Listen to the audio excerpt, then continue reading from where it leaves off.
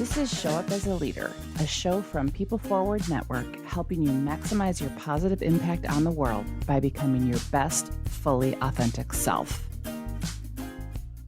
Hey there, everybody. It's Rosie. My friends from Vital Work, Rebecca Johnson and Natalie Johnson, passionately help leaders and teams function at full capacity. This new series, Energy, Connection, and Courage at Work, breaks down those three elements essential to a thriving workplace. Take a listen. Welcome back to Energy, Connection, and Courage at Work. I'm Rebecca Johnson. And I'm Natalie Johnson. If you joined us for the first episode, you already know a little bit about Natalie and me, including that she's a forklift driver and I'm a compulsive counter cleaner. If you want more on that, you can go back and listen to episode 1, but you don't have to in order to enjoy this one. So today we're going to start our first official conversation around the idea of energy, and we're going to dig in today on the topic of spiritual energy, which we think about through the lens of purpose. Now, when our team was talking about what we might do with this episode, there was actually some internal debate about whether or not we should talk first about spiritual energy. Some people on the team felt like, that's kind of woo-woo and we're going to lose some listeners. I was a little bit on the fence about it, not sure where to start. But Nat, you really felt strongly that we needed to start our conversation on energy by talking about spiritual energy or purpose. And I personally know why you feel that way, but I thought it would be good for you to explain to our listeners why we're starting with purpose. And the best way that I've ever heard you talk about that is that light bulb moment that you had around purpose years ago. Will you share that with us? Yes, sure. So I'm realizing right now it was about 15 years ago because my son was a newborn and he is turning 16 next week. So it was about 15 years ago. I have two sons. I had a 3-year-old and a newborn. And it was just a really, really busy time in my life. My husband had just decided he was going to change his occupation. So he had a full-time job, but then was going back to school in the evening. And so he was working full-time all day and then going back to school from 6 p.m. until midnight, Monday through Saturday. So I really didn't see my husband. I had a full-time job. I had 2 young kids. And during that time, I also decided, well, it might be a good idea to purchase a fitness franchise on the side and, have a little side gig.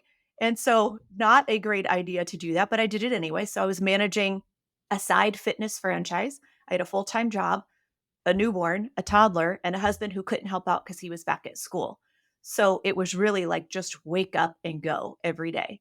During that time, I also get a call from a company that invited me to come and audition to be one of their coaches facilitating their content. And when I researched what the content was exercise physiology, performance nutrition, and performance psychology, which is everything I've ever done in my career. So as soon as I read it, I think, sure, I could do this in my sleep. Of course, yes, I'll come and audition. But then there was a logistical problem because I had to drive and go out of town to do it and get a hotel. And so it required who's going to watch my kids, like all this organizing of stuff that was very stressful. And they said, before you can audition, before you come over to audition, we need you to be a participant in the class first. And by the way, the class is 3 days long. So I was irritated and annoyed. I thought, that's a lot of time away. That's a lot of organizing on my end with family and work. And, don't they know who I am? Like, don't they know that this is what I've done for the last 20 years? I could teach this class in my sleep. This doesn't look hard. So I was irritated by it, but I ultimately did it anyway because I just said yes to everything. And I made it happen.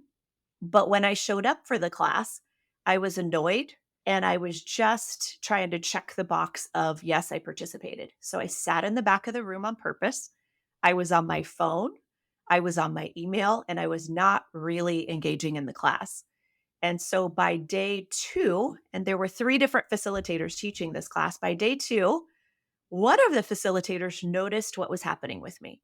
So she started doing things like walking back towards where I was in the back of the room. And she would stand right next to me when she was talking. So it would make it really uncomfortable for me to be on my phone. So I'd have to pay attention. And at some point in the class, we had just done an activity called Best Self Vision, where we had created a vision of us at our ideal best self. Describe it. What does it look like? And she put her hand on my shoulder and she said, who or what in your life deserves best self from you? And are they getting it? And in that moment, I heard her loud and clear. And it was this moment of, holy crap, what am I doing? Why am I choosing to be so busy in my life that I'm actually not showing up as this best self for really anyone? And who are the people and things that really matter to me? My kids, my family, my husband, are they getting the best of me? And in that moment, I realized they were not. And so it was this light bulb moment for me that something needed to change. And it was really emotional because once we started talking about best self, we talked about how, best self is a behavioral manifestation of purpose. When you show up as best self, that's you living with purpose. And there was this concept of purpose that I'd never thought about ever. What is my why? Why do I choose to show up in life the way that I do? And why in the world do I say yes to all these things and just continue checking the box this way and not showing up for my kids and my family?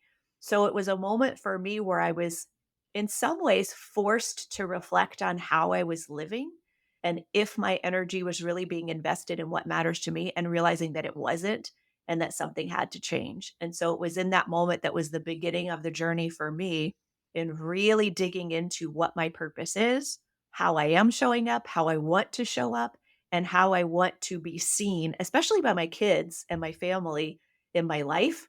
And it started the process of changing things. And where the biggest change was is I really needed to align my energy investments with what was most important to me.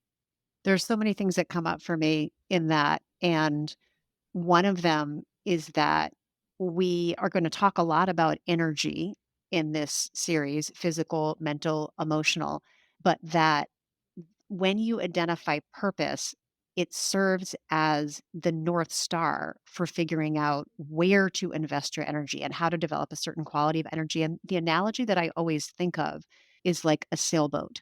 So if you take a sailboat and you put it in the water on a really windy day with its sails up, it has plenty of energy. It goes everywhere, left and right and zigzags. But if it doesn't have a rudder, none of that energy is steered in any particular direction. And so I always think about purpose being like the rudder on our sailboat. And for you, in terms of energy, one of the things I've noticed is that you don't often have a lack of energy, right? So it's not that you don't have enough energy. Whereas for me, that's the problem. I sometimes feel like I don't have enough energy to meet the demand. For you, it's more like you've got tons of energy, but identifying purpose helped you direct it in the right places and also helped you improve the quality of it. Yeah, I love that sailboat analogy, in that it's exactly what you described it perfectly, because there's this fine line for me between, because energy is not a problem. It's not. I can have lots of energy. I can bring lots of energy.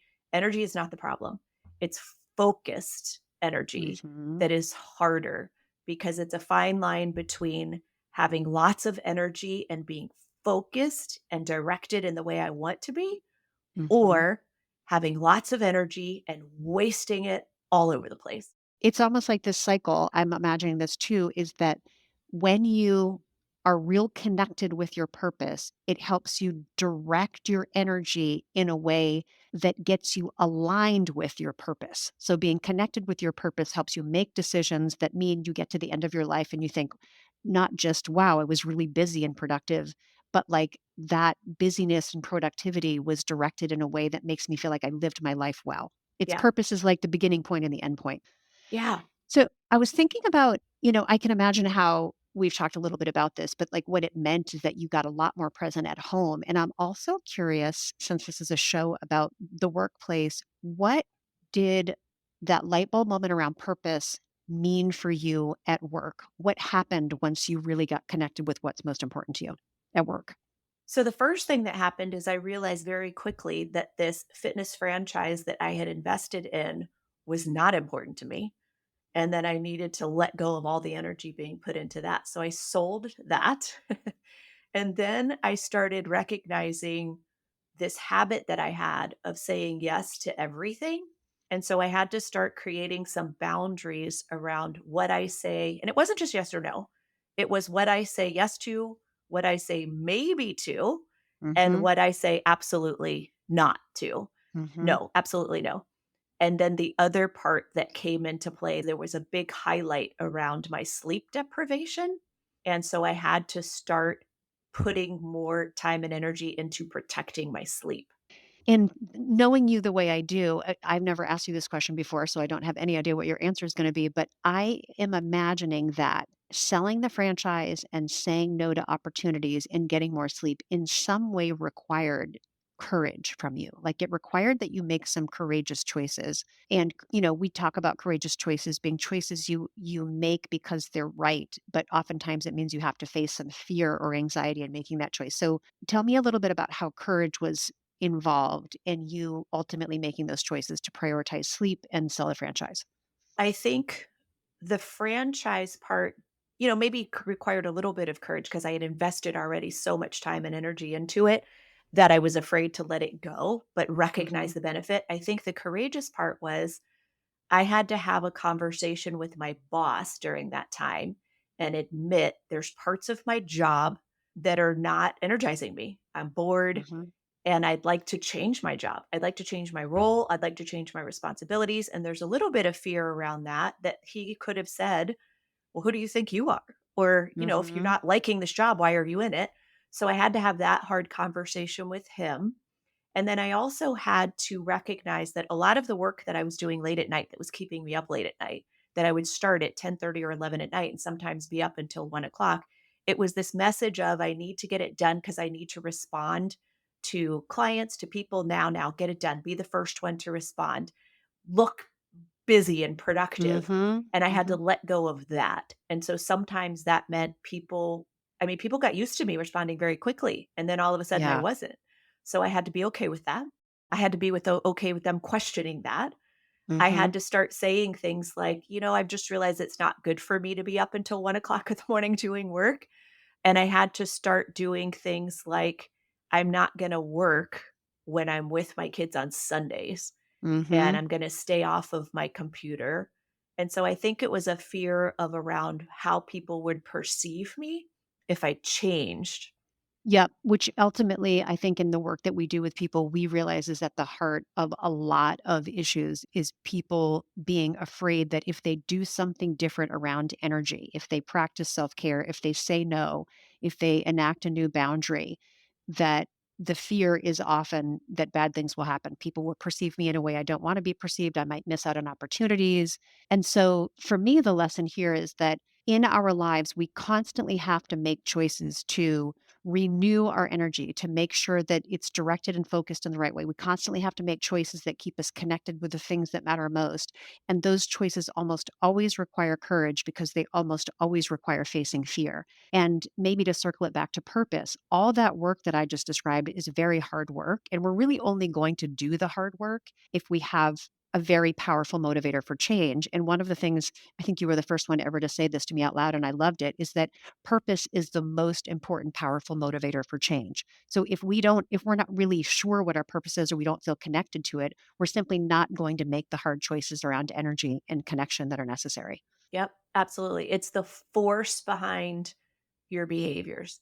And so Yes. even when you're physically and mentally exhausted, if you have a strong purpose, it can still carry you through. So I think that brings us to our one big thing because we're really, as we're going to be in the habit of doing in this podcast, we want to leave you all with one big thing, a simple thing that you can do right when you're done listening. And this one is around purpose. So, Nat, what do you think our listeners' one big thing for today should be? So one big thing would be for people to think about their own best self vision and pull out the top 3 descriptive words that stand out. And so when you think about you showing up as the best version of yourself, how do you lead in life, whether you're in a formal leadership role or not? How do you communicate? How do you show up as a parent? How do you show up as a friend?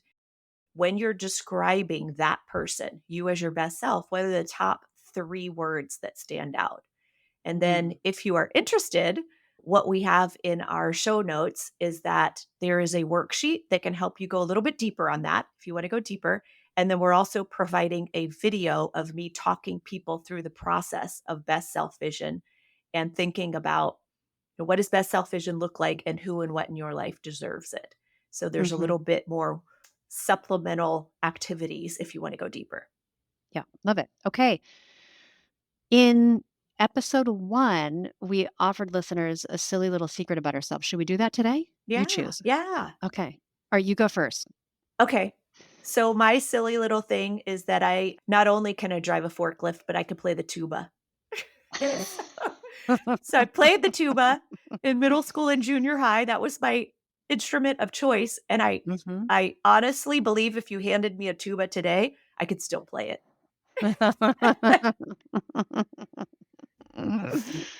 I love it. That is the last instrument I would have chosen for you. Like if you said, imagine me, but I would have chosen like the flute or something. But you with the tuba is just such a great visual. Okay, well, I'm going to work on musical instruments then. So my secret is that I played piano. I took lessons from my mom until I was like 9 or 10. She's an amazing piano player. And then regrettably, I quit lessons and she wasn't enough of a disciplinarian to keep me on it. So I stopped playing piano for many years. And then when I was 22, I decided I wanted to get good at piano again. So I hired this woman. She was from Russia. She was my age. And she helped me work on this very complicated Mozart piece. And I was so proud of it. And I worked on it for months. And she invited me to this piano concert. She said, I'm hosting a recital for all my piano students, and I'd love for you to come play your Mozart piece. And so I was like, oh my God, that's nerve wracking, but I'm going to do it. And so I expected to walk in to a piano concert with like a bunch of other adults. But actually, I didn't know this. All of her students except me were like elementary school students. So I walk into this recital and it's me and like 10 other 5, 6, 8, 10, 12-year-olds and all of their parents in the audience. And I was just mortified. So I just almost turned around and walked out, but I was like, you're here, just do it. So I play this very complicated Mozart piece and I get to like the very last measure and I've played it perfectly. And then boom, on the last measure, like I end on all the wrong chords. And I could just feel the audience just being so uncomfortable for me because first of all, I was 22 in a room full of elementary students. So I think of that as one of those moments that's one of my most embarrassing and also one that took a lot of courage. And the last thing I'll say is then I stopped playing piano. And about last year, I decided to get back to it. And I'm back playing the piano, I want to hear it. never to do a recital again. Yeah. Okay, everybody, that brings us to the end. So thank you so much for joining us for this episode of Energy Connection and Courage. We will see you back here next time. Thanks, everybody. I'm Rosie Ward, and this is Show Up as a Leader. To learn more, head over to peopleforwardnetwork.com and, of course, hit that follow button.